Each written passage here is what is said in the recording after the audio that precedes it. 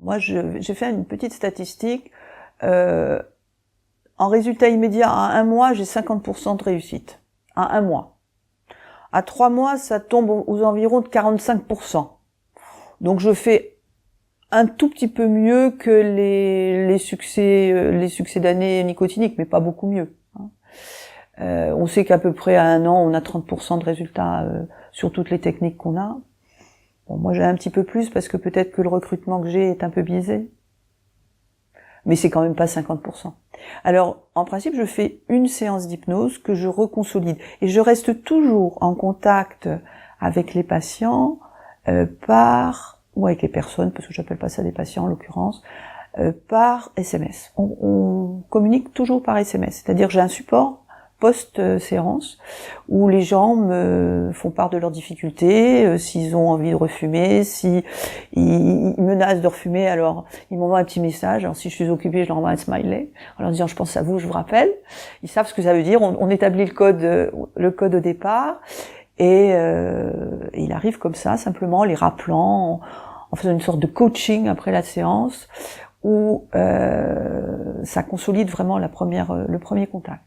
Il m'arrive de faire des séances supplémentaires quand je sens que quelqu'un a bien répondu à la technique et qu'il est motivé pour revenir. Donc je fais des séances supplémentaires, 1, 2... Au bout de 3 séances, en principe, si au bout de la 3e séance vous n'avez pas réussi, il y a peu de risques que ce soit quelque chose qui fonctionne. Alors, pourquoi cela fonctionne-t-il pas? Peut-être la technique n'est-elle pas adaptée, peut-être que la motivation du patient n'est pas suffisante, parce qu'il faut vraiment avoir envie de fumer, quelle que soit la technique. Si vous n'avez pas envie de fumer, il est clair que vous n'arrêterez pas de fumer.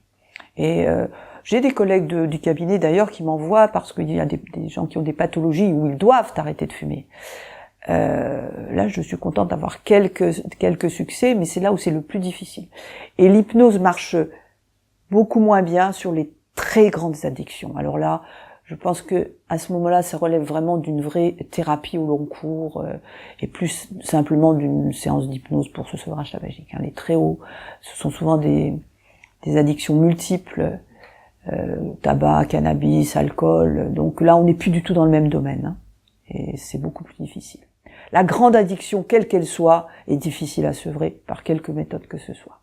Alors, il m'arrive bien sûr, comme je suis cardiologue et médecin, d'associer les méthodes. C'est-à-dire, j'associe l'hypnose au succès d'année nicotinique, au substitut nicotinique, oraux, ou par patch.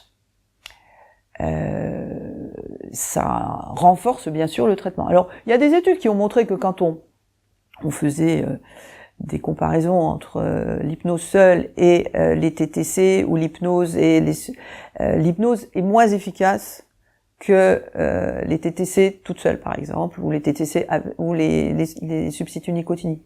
Après, je pense que c'est comme toute chose. Moi, je suis très motivée. Je crois que la motivation du médecin est très importante.